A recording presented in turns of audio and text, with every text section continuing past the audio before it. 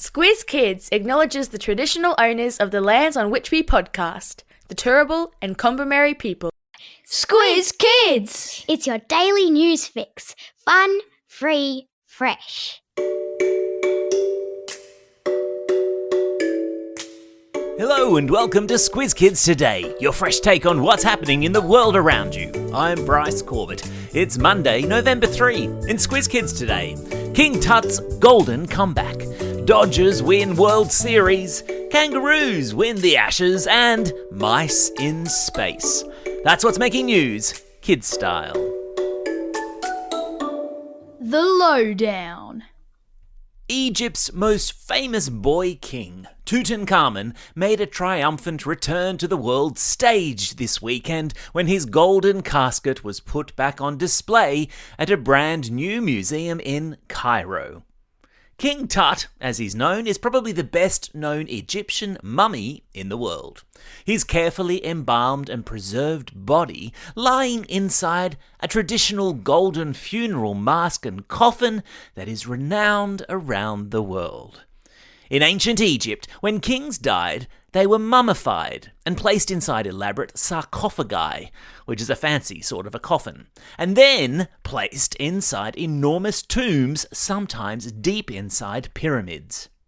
The boy king and his entire golden, dazzling tomb contents are back on display in Cairo, the capital of Egypt, after the opening this weekend of the Grand Egyptian Museum, which is filled with more than 100,000 artifacts from one of the most fascinating ancient civilizations of our time.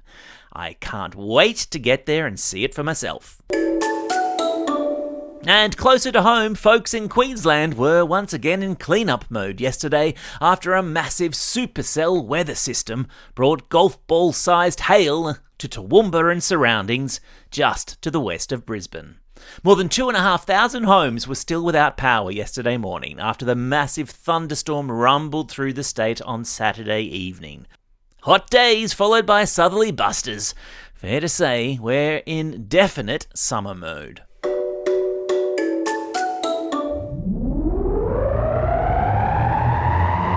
Spin the globe. Each day we give the world globe a spin and find a news story from wherever it stops. And today we've landed in Canada, where the Los Angeles Dodgers have won the World Series for 2025. I'm talking about baseball, people, and for the past week, the eyes of the sporting world have been on the Canadian city of Toronto as the big final playoffs between the home team, the Toronto Blue Jays, and the visitors, the Los Angeles Dodgers, have been playing out. The last match between the two stretched to a record-breaking 18 innings to break a deadlock. That now makes it back-to-back World Series championships for the Dodgers, whose team just happens to include a man considered the best baseball player in the world, Japan's wonder kid, Shohei Ohtani. Lots of disappointed Blue Jays fans last night. Send him your best wishes. Sport time! Speaking of all things sporting, there was plenty going on over the weekend, especially if you're a sports fan who doesn't need sleep. The Kangaroos, Australia's men's rugby league team, won the so-called Ashes series in England on Saturday night, beating the English national team by 14 points to 4. The game kicked off at 1 a.m. on Sunday morning our time. Also in England, but having altogether less luck in their hit-out against the men's English national team, who just weren't strong enough to hold off an English onslaught, going down 25 points to 7.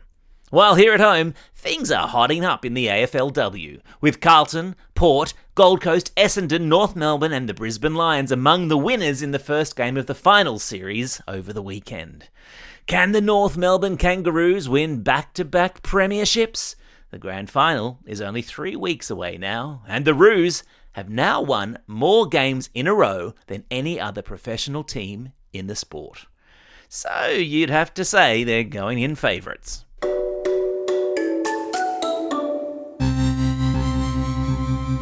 Spaced out.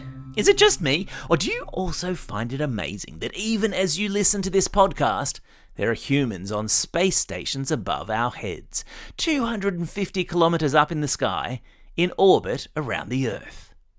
It all got just a little bit more crowded up there at the weekend when China sent 3 more astronauts up onto their space station, called the Heavenly Palace. What a nice name. The 3 astronauts, including China's youngest ever astronaut aged 32, will now spend 6 months living on the space station, in very cramped quarters, doing scientific experiments. And accompanying the 3 astronauts on their rocket ship into space were, get this, 3 black mice. And they are the first mammals to be taken to live on the space station, where they will be monitored to see how life in orbit impacts them. On the subject of animals in space, on this day back in 1957, a dog called Laika was sent up into space on top of a rocket, and she became the first animal from planet Earth in space. Good dog, Laika. Time for the quiz. This is the part of the podcast where you get to test how well you've been listening. Question number 1. Which team won the World Series baseball yesterday? Yep, that's right, it's the Los Angeles Dodgers.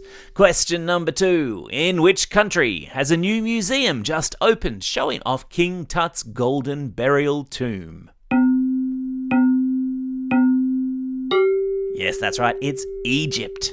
Question number 3. What animals have flown into space with Chinese astronauts this weekend? That would be 3 black mice.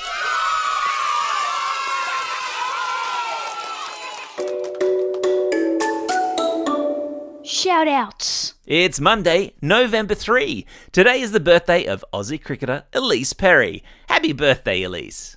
Today is also a special day for these Squiz kids celebrating a birthday today and tomorrow.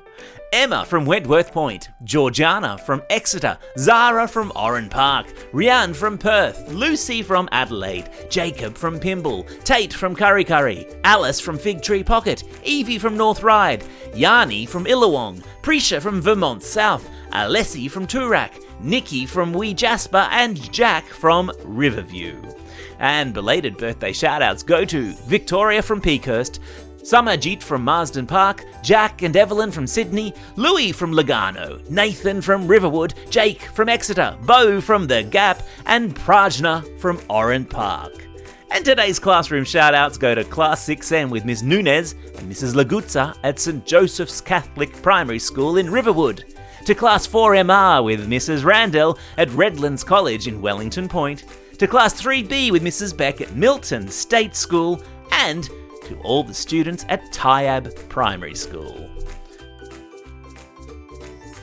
Don't forget, if you've got a birthday coming up and you want a shout out, or if you're after a classroom shout out, drop us a line at squizkids@thesquiz.com.au or fill out the form on our website.